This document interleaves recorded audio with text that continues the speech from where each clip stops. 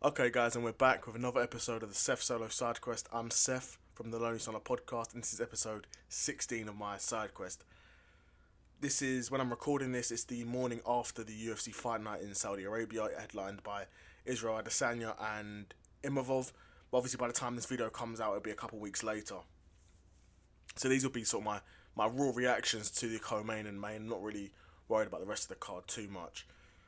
But we'll start off with the co-main then. That was Michael Venom Page, MVP, against Shara Magomedov.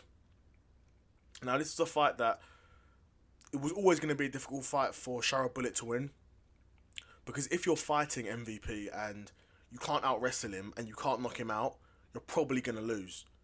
Right? And Shara has no grappling. So that wasn't going to happen. And to be fair, Shara is a bigger guy than MVP. So knocking him out there is potential there, but MVP is so hard to hit. Anyone knocking him out is going to be a very tall task to do so, right?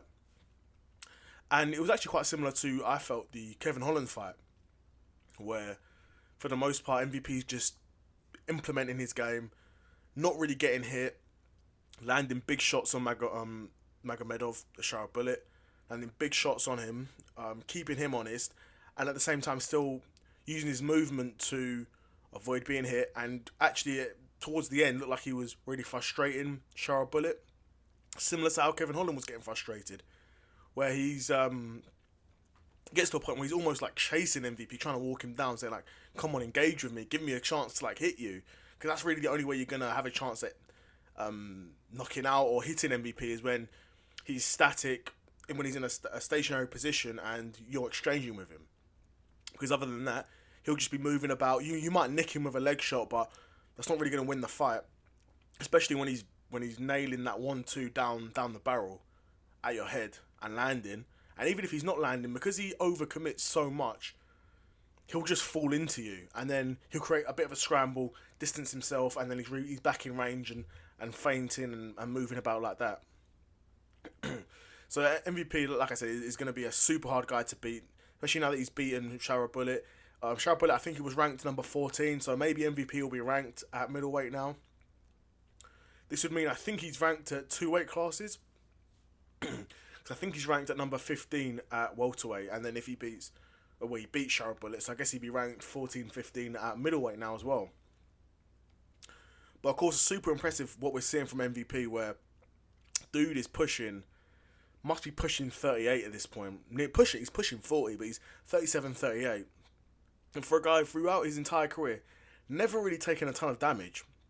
And he's fighting the same way he's always been fighting. It's a super hard style to fight though, because he's so lanky, he's so quick, he's powerful as well.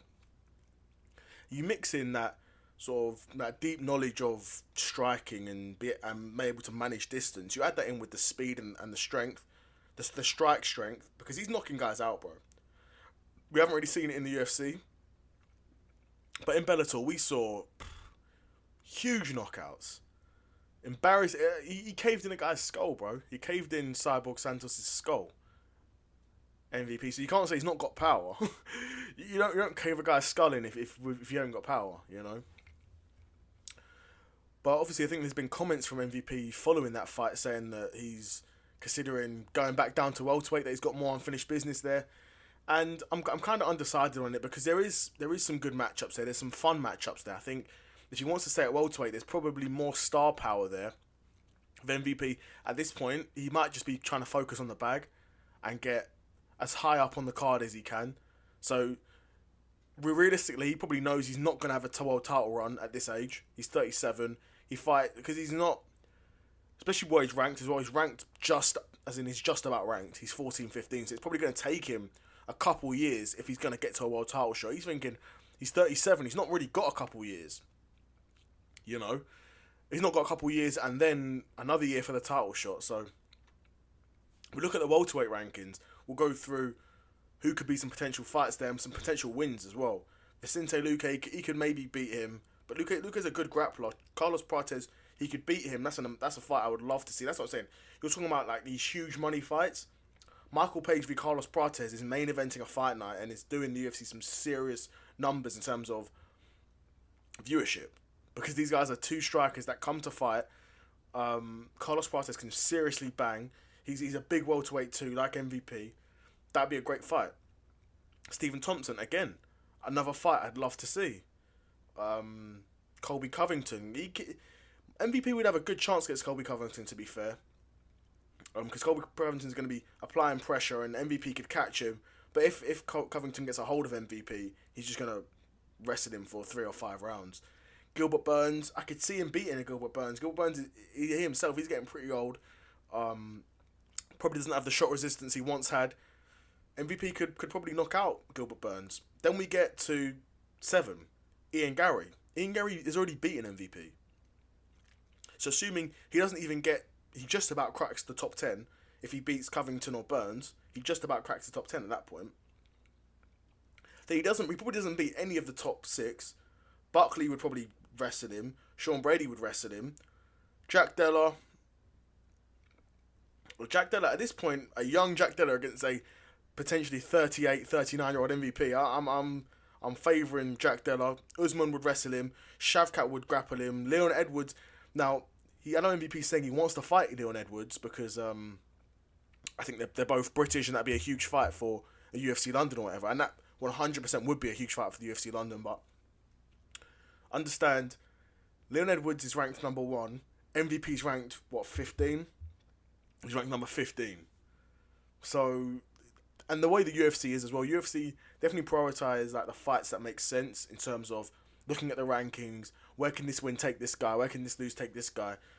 Does it bring him closer to a title shot? Like UFC is very much like favoured in that sort of direction in terms of fights that the fight has to make sense in terms of the rankings. And I suppose why I'm coming at it from like more like a boxing promoter point of view, where we're trying to put on the biggest event, the most entertaining fights at all times, and do the biggest numbers in terms of stylistic fights and all that. And UFC do say styles makes fight, of course it does.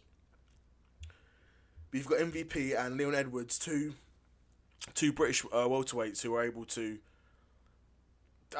decently sell the fight. I mean, MVP is pretty cringe if you ask me. Like, this guy's pushing 40 and he's talking about, I'm the captain now. And to be fair, the fact that he's British, like me and Evan from the Lonely on the podcast, he's British. It kind of does take away some of the aura. Like, some of the stuff he says, it does sound a bit weird. But I can relate because I'm British. But yeah, it would have been better if he was like American. If he was like an American kickboxer or like an American karate fighter. If he's like Wonder Boy, then, Wonder Boy's been ranked in the UFC for years at this point. If I was going to say decades, but not decades. But to be fair, Stephen Thompson's probably been ranked for well over a decade.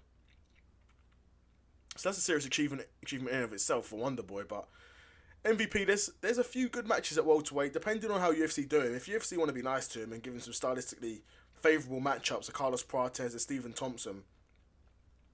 But even once he gets to the top 10, a guy like Colby Covington, I could see beating him MVP.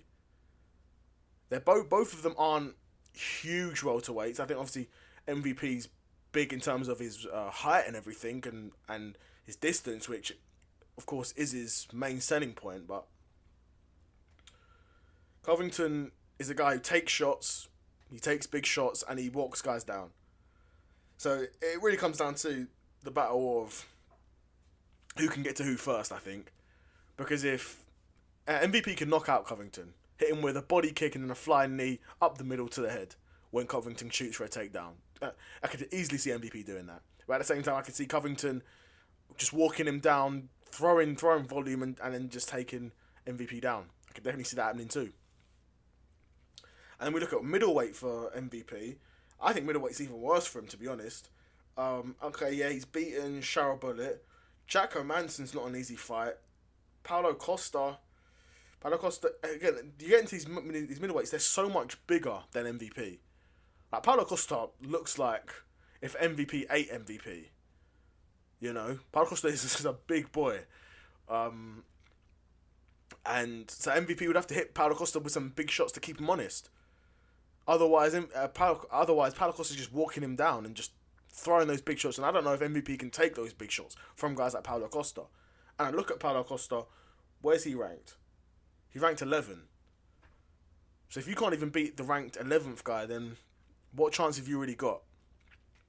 I think it's always going to be a struggle for MVP because he's such a one one stylistically, one-dimensional fighter is the word I'm looking for. MVP is such a one-dimensional fighter, but when you're that one-dimensional, it can be a benefit as well. Look at Belal. Belal's one-dimensional. Belal can't strike for love nor money, but he's a great wrestler. And Belal's really the only example in welterweight, to be fair. I mean, Carlos Prates, demon of a striker, but Carlos Prates, he's only ranked a couple spots higher than MVP is currently anyway. But I think there's more winnable fights at welterweight than at middleweight. I think naturally, just because these guys are so much bigger than him. But like Lucas Tracy says, MVP will have the lighter man's skill advantage against all of these guys, and unless he gets to the top 5. Once he's at the top 5, he's pretty cooked. But it's the same with the welterweight division.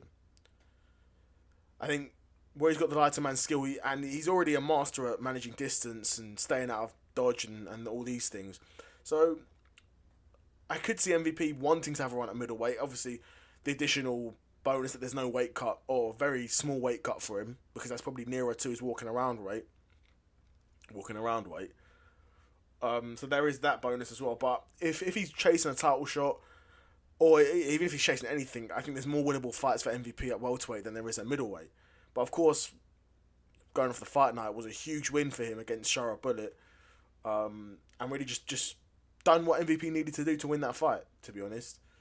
I guess we'll go to the main event now with Adesanya v Imavov. Right? And Imavov knocks out Adesanya in the second round. Brutal knockout. When I watched it the first time, I saw like this is a pretty early stoppage where he didn't really give Izzy too much of a chance to kind of fight back and get to a decent position. He kind of did. And Imavov was just, throwing punches and just ground and pounding. But it was a decent round for Izzy, the first round. I mean, the Dana White and the commentators, that, in my opinion, just watching it once, I haven't watched it multiple times, but they were gassing him up a bit. I think, Izzy did land some good shots. He did put together some combinations and keep distance well. But Imavov, he wasn't awful. They were saying like it was a perfect round from Izzy. Like Imavov was getting his own in as well. He was getting his own in as well. Don't get it twisted. And then of course Imavov nailed him with a right hand straight down the pipe and put Izzy out in the second round. I think, like I said, to be fair, I didn't have my prediction would be I wouldn't have put down Imavov to knock out Izzy. I wouldn't have put that because the only guy to knock out Izzy was Pereira, and Imavov doesn't hit as hard as Pereira, but we know he packs a punch. We know he's not got pillow hands. He definitely can pack a punch. And in the UFC, I mean, anything in life, when someone catches you clean on the chin, you can go out. You probably will go out. If they hit you clean, you don't see the shot, you're getting put on your ass. It's just the way the human body's built, bro. It's just the way the human body's built. But a huge win for Imavov. I keep calling it Imavov. A huge win for him. Izzy's ranked, I think, number 2. So Imavov will go up wherever he goes up to. But people are saying he should be next in line for a title shot. Obviously, he won't be. Hamzat will be. But if Imavov can keep if he gets another fight and gets another win, and let's say DDP beats Strickland, and then DDP faces Hamzat wins, Hamzat's first title defense is against Imavov. That could be how it works out, man. That could be how it works out. I mean, Izzy's in an interesting situation now because you've lost to a guy like Imavov. You're not getting a title shot again now. Not for a long time. Not unless you go on another streak. And could Izzy do that potentially? Let's look at the middleweight division. Let's see. So I look at a guy like Vettori. He's beat Vettori, beat Cannonier, beat Costa. Brendan Allen and Delizia isn't faced. Cal Baralha, I think he's got a fight booked. We're looking really far down for Izzy because we're looking at potentially guys ranked 7 and below. So, and if you beat a guy ranked 7th and below, you don't really go into a title shot after that. So Izzy's probably going to need at least another 2 wins before he gets another title shot. Or he goes up to light heavyweight. Now, light heavyweight was an interesting situation for him because I think a lot of those big fights that Izzy could potentially have at light heavyweight, bar a Pereira fight, probably goes very similar to how the Jan Blachowicz fight went for him, where Jan was just a lot bigger than him, just grappled him, held him against the fence, took him down a few times. Izzy definitely showed good moments of striking, but isn't strong enough, isn't powerful enough to keep these light heavyweights honest and keep them off of him. I think there's some guys that he has some joy against, but let's have a look at light heavyweight then, I guess. Look at light heavyweight. Start looking at the top 10. So you get a guy like Johnny Walker. Izzy could probably beat Johnny Walker just because Johnny Walker's so wild and funky, but Johnny Walker's a lot bigger than Izzy. And if you get knocked out by Imavov, if Johnny Walker lands on you, because Johnny Walker can bang, he can't defend himself, which could probably lead to Izzy knocking him out, to be fair, because he gets knocked out. Not that he's not even got a bad chin, it's just like all of Johnny Walker's knockout losses, they just look goofy as hell. He's not even been knocked out by loads and loads of guys, but the guys he's been knocked out by, they've been like bad knockouts. And to be fair, you don't always recover from these sorts of knockouts too. So there's that to consider as well. So let's say Izzy beats a Johnny Walker. Let's say he beats a Volkan Oezdemir.